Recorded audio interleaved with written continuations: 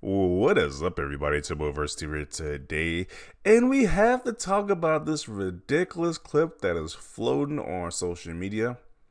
Apparently, the leader of the Sony fanboy podcast, this huge Sony fanboy himself, Colin Moriarty, says that certain games like Starfield, Psychonauts 2, Deathloop, or any game made by Bethesda doesn't deserve any credit from Microsoft or Xbox. They just don't deserve any credit because, hey, they were being made before Microsoft bought the studios, and they should just get zero credit. So it's kind of fascinating that a guy who has a PlayStation podcast is so focused on Xbox.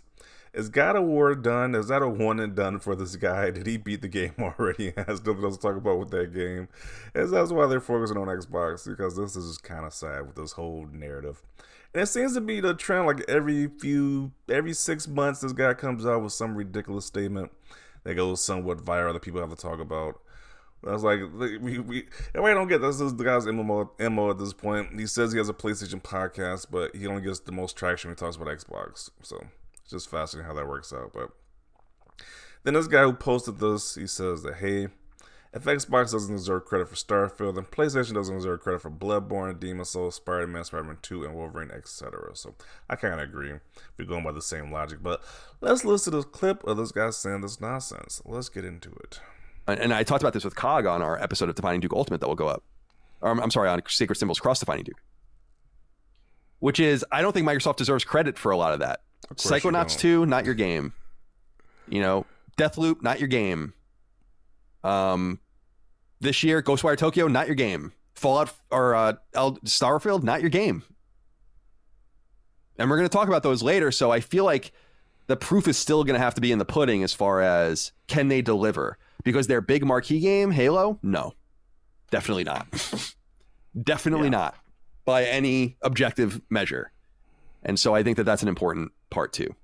So this is pre-damage control for his audience, which is mostly Sony fanboys, that when Starfield does extremely well and when Redfall does extremely well, just remember that these are not truly Xbox games. That's what the pre-damage control is. That's that new narrative shift right there, the new goalpost being moved.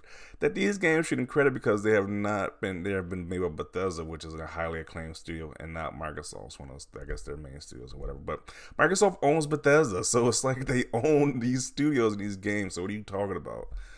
I'm pretty sure these games would have did terrible in sales. They have some bad reception. I'm pretty sure Xbox is getting the blame for how they were just mismanaging studios. He's not gonna talk about that point though. It's just completely one side. These games do well, then Microsoft shouldn't get the credit. If these games do bad, then Microsoft should get the blame. It just doesn't make any sense.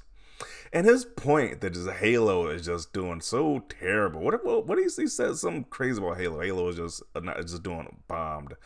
That game had the most positive reception when that game first launched. People played the campaign mode, so the campaign was amazing. The only problem was that it was lacking a lot of the multiplayer component. Which is like, when you look at most of these other games in general, they don't have a single player and a multiplayer mode combined. It's like, we're really going to trash Halo for what most of these games don't have to begin with. And it's just ridiculous. So, and just the fact that he wants to speak on Halo, but what's like a competition for Halo on Sony? They don't have any FPS equivalent. You can say Destiny, and Destiny 2, but by his standard, they don't count because they were made before they were made before Sony acquired them. So by that logic, they don't even count by his logic. So, and the games they did have to compete against Halo, the so-called Halo killers, are dead. They didn't. The mission wasn't accomplished. They didn't kill Halo. Halo's still thriving. No matter how many people want to say they don't like Halo Infinite, that game is still thriving. It still was a fantastic game, but the Halo killers are dead and gone. Resistance, gone. Killzone, gone.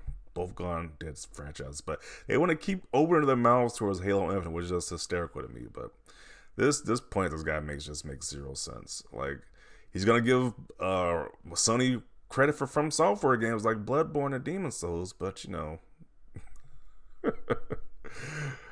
can't do the same for Xbox games when they're about to come out, so. And this is just the beginning. It's going to get even worse when Starfield releases, when it gets close to release date, because these guys are just losing it already, and this game isn't even out yet. So just imagine when it gets closer to the release date for Starfield. Well, let's read the comments. Xbox taking credit whether they like it or not, as they should. I mean, it should take a part for credit. It shouldn't like take the full credit, but a part of credit should be given to Xbox. And I think there was even a thing where they even helped being funded by Xbox as well too to even get the funding for this game. So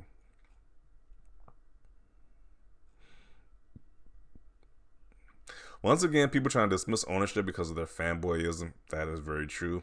If Sony made Starfield exclusive, they'd be giving Sony credit, but no, because of Xbox, they try to take away all the credit as possible. Xbox gives you this, but Halo is once again in a hot box and a coffin. Okay, so I'm assuming he's trying to say Halo is trash, but once again, what is the PlayStation equivalent to Halo Infinite?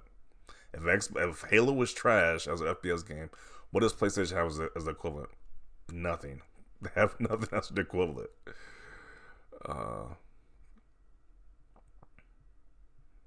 I'm pretty sure if Halo Infinite came to PlayStation, these same Sony fanboys who saying it's trash should be the first ones to gobble it up. As when they first thought, as remember when Bungie was first required to acquire when Sony was first acquired Bungie, these Sony fanboys thought they were getting Halo games. They were so happy. They were so happy, but then they got their dreams shattered when they realized that Microsoft owns the rights to Halo now. So it's just funny how they just say Halo is just trash now. It's just hilarious. Colin seems to not realize that Microsoft was helping fund these projects, but Bethesda and all the other studios are ran independently, so what does Colin think is going to happen now under their umbrella? Microsoft is hands off on creative development. If it's a fair, he's going to be quick to blame Microsoft. Exactly what I was saying. If these games flop, he's going to be quick to blame Microsoft after giving them zero credit. The jokes will write themselves. Yeah. But he knows this game is going to do extremely well. That's why he's doing this pre-damage control already. He knows the game is going to do extremely well. It's like Bethesda games, their mainline RPGs always hit. They always hit a home run with those mainline RPG games. Sure, people can say about the whole Fallout 76, a sideline thing. They can say that game did terrible, but the mainline stuff always does really well. So I got faith in that game.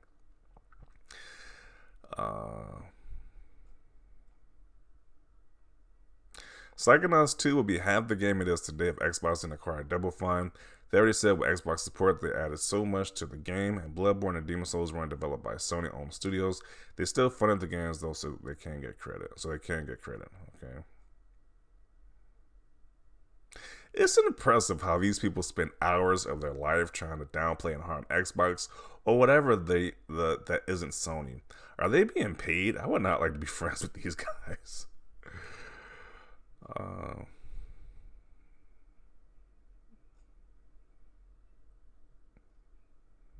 Who cares? They own them. Go cry.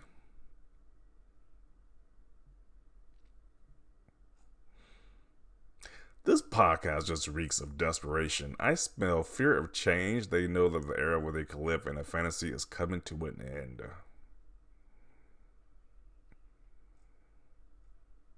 Bro, if Xbox get back on the top spot, these guys are going to lose it, bro.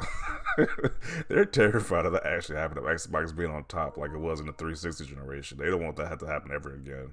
They literally just want PlayStation to be on top. They just fear the thought of Xbox getting back to the top spot like it was in 360 days. Oh, weird / bad take. This guy isn't even worth listening to. Wait, fanboys aren't just children? Sadly, they aren't just children. Yeah.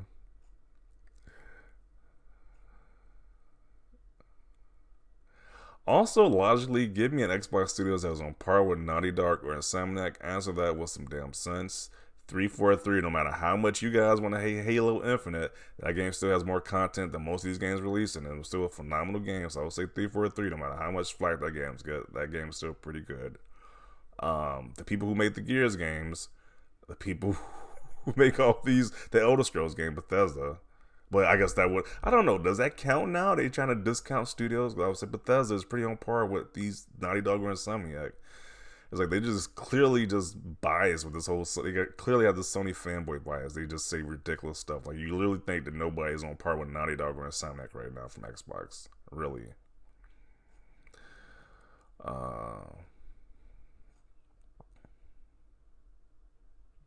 All those PlayStation exclusives you named surpass any Xbox game in existence. Hopefully next year Xbox fans will get games on the caliber. Highly doubt it though. Really? uh,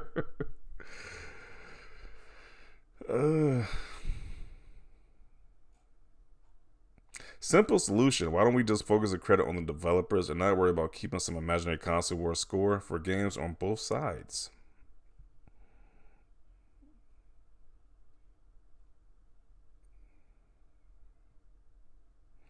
I like Colin, but I think he might have missed the memo that some of the games he brought up, Microsoft actually added funding and delays to help the games be better and help the devs not to crunch.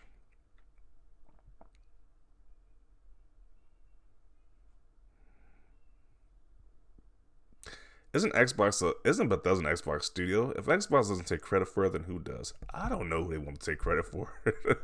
Like I said, if this game does terrible, they're not gonna blame Bethesda. They're gonna blame Microsoft. They're gonna say Microsoft is mismanaging studios. So it's just fascinating how when the game is gonna possibly do well, don't give them credit, but when it does bad, blame them all for it.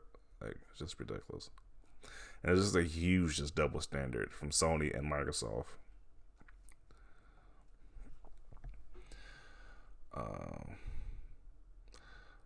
Blame Xbox for Spider-Man's exclusive. They didn't want the license. Colin Moriarty, even though there isn't a constitutional amendment and Trump was what? What is he talking about? Probably political stuff. Okay. I don't even know who this guy is, but what an unhappy life.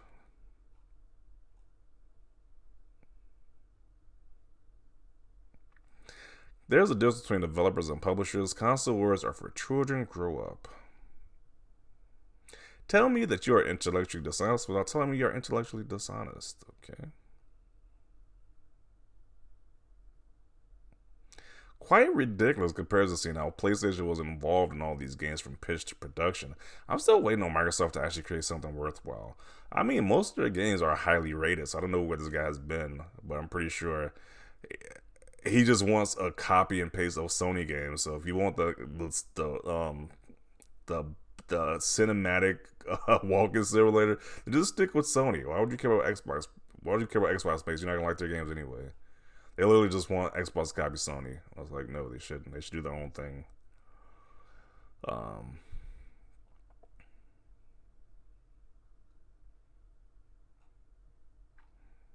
Why are we trying to credit publishers for the works of the developers to begin with? Am I missing some context? They're just doing anything they can to downplay Xbox at this point, no matter what it is.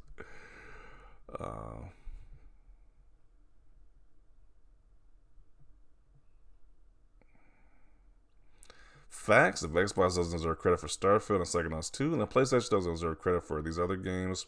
This is also the same guy who said this. Just to categorically declare for posterity, Starfield, The Elder Scrolls 6, and Fallout 5 will be on PlayStation 5 at the same time they come to other platforms. Market. Well, he was wrong about that one. And it seems to me he was excited before too. Like a lot of these other Sony fanboys were excited for Starfield until it got announced to be Xbox exclusive. Then all of a sudden the hate train started to come for this game. So.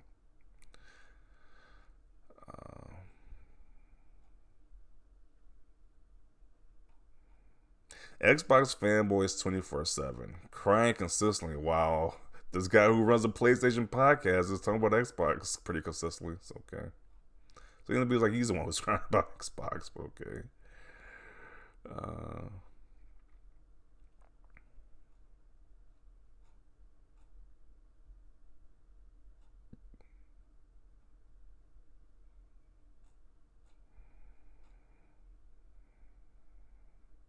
This is such a bad take. Microsoft has had no relation with these companies prior, when that is BS. Microsoft has definitely stepped in a lot of times for these Bethesda games to help in, so.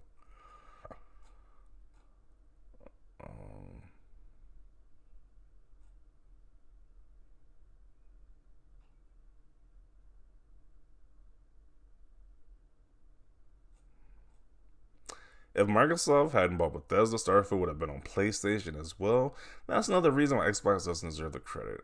What? what does that even mean? Okay. It's like, okay, I'm not gonna respond. That's just dumb. At the end of the day, to summarize all of this guy just butthurt, and it's like the pre-damage control. Like, who really cares? It's like Microsoft bought the studios, bought the developers, bought the publishers. They own the games now. They get credit. It's like, if you don't like it, too bad. It's like, I don't know. It's like, get over it. It's like, get over it at this point. Like, jeez. I'm going to conclude it right here. Definitely want to see your thoughts down below about this guy's point. The Starfield. Xbox doesn't deserve credit for Starfield. It just seems pretty ridiculous to me, but definitely hear your thoughts about this. Leave a like this video, and as always, thanks for watching, and peace.